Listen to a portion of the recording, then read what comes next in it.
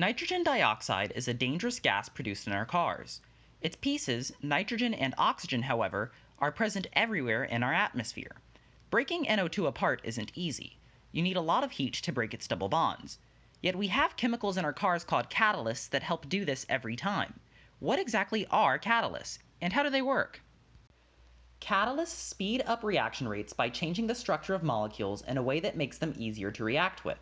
In doing so, the energy needed to break and restructure bonds is lessened.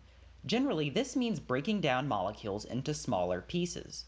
This is done through adsorption, a process where particles are chemically attracted to a surface.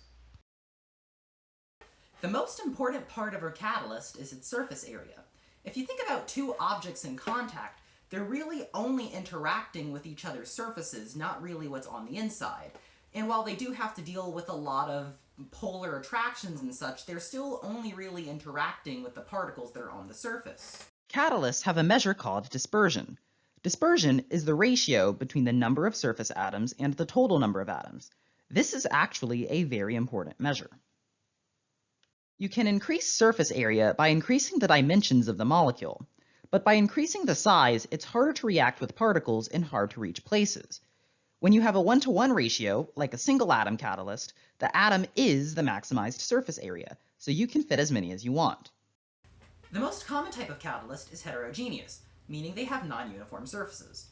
They constantly interact with the environment, thus they have often different types of deformations. Let's pretend that this Lego here is a molecular surface. This lonely little Lego is what we would call an adatom. Adatoms are isolated molecules that basically form into islands when they bond to a surface.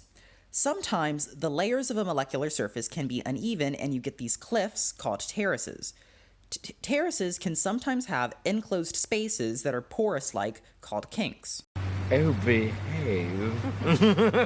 Yeah. When the area covered by the flow of the reactant is less than the area of the catalyst, the reactant has the tendency of spreading out about the surface. When the catalyst area is less than the flow area, the reactant has nowhere to build but up, so the molecule tends to form long chains about its surface.